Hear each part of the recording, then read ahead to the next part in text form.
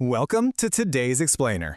I am absolutely pumped to share this one with you, because today we're going to peel back the layers of one of history's most famous legends. We're going to find the incredible and frankly super surprising truth hiding underneath. I mean, we all know the name Cleopatra, right? But how well do we actually know the facts behind the myth?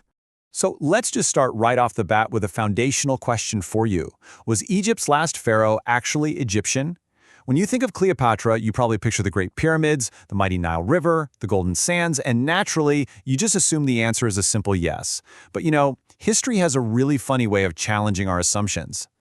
Okay, let's dive into this, because here is a massive historical plot twist. Her iconic, legendary title is ruler of Egypt, but the historical reality? Her ancestry was purely Greek. I know, it's wild. Despite being the revered ruler of Egypt, Cleopatra's bloodline actually belonged to a completely different empire.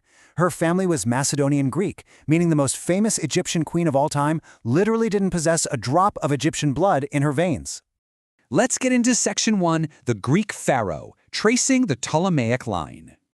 So you might be wondering, how exactly does a Greek bloodline end up sitting on the Egyptian throne? Well, it all started with a general.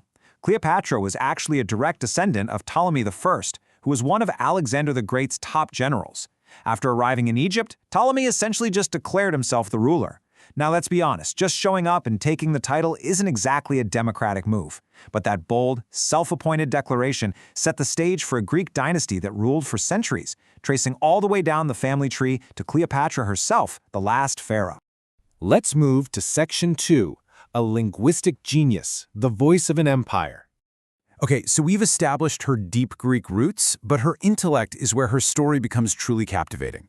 She wasn't just a pretty political figurehead, she was a certified linguistic genius. 9. Cleopatra was fluent in 9 different languages. Just imagine the sheer mental bandwidth required to seamlessly switch between 9 distinct languages just to manage trade, diplomacy, and, run an entire empire.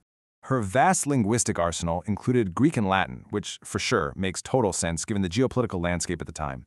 But it also included Egyptian. Now, here's the kicker. Despite her rich Greek heritage, she was the very first Ptolemaic pharaoh in her entire family line to actually take the time to learn the local Egyptian language. Her predecessors had ruled for nearly 300 years primarily speaking Greek. Think about how brilliant that is for a ruler trying to truly connect with her subjects. As our source material rather humorously points out, I bet she was good at tongue twisters. It's a funny thought, but you really do have to appreciate the staggering difficulty of mastering so many complex vocabularies and pronunciations. It perfectly highlights just how sharp her mind really was. Which brings us to Section 3, signature scent and style, the royal fragrance. Now, what's really interesting about this slide is that her genius wasn't just limited to languages and political strategy.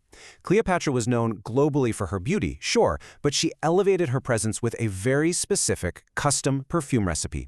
Equal parts cinnamon, rose, and myrrh. Let's just slow down for a second and try to imagine that specific blend. The rich, spicy warmth of the cinnamon, the sweet floral notes of the rose, and that deep, earthy hit of myrrh. She would actively mix these to create her own signature scent. How delightful is that? I feel like it really brings her out of the history books and makes her feel like a real, vivid person. And that leads us into Section 4, a tragic, debated end, the final mystery. Of course, to fully understand her story, we really have to look at her legendary, tragic end. The facts of her immediate passing are pretty brief and quite heavy. Sadly, she used an asp, a venomous snake, to end her own life. To this day, it remains one of the most famously tragic exits in all of recorded history. But what happened next? Let's compare the legend against the reality. The romantic legend that has been passed down for centuries tells us she was buried right alongside her Roman lover, Mark Antony. But the reality? That claim is still heavily debated among historians today. Despite everything we know about her, her surprising Greek ancestry, her incredible linguistic genius, even her perfume, her final resting place remains entirely unconfirmed. Which brings us to a final, provocative thought to leave you with today. If historians are still debating the final resting place of a figure as towering as Cleopatra, what other ancient legends are just waiting to be rewritten?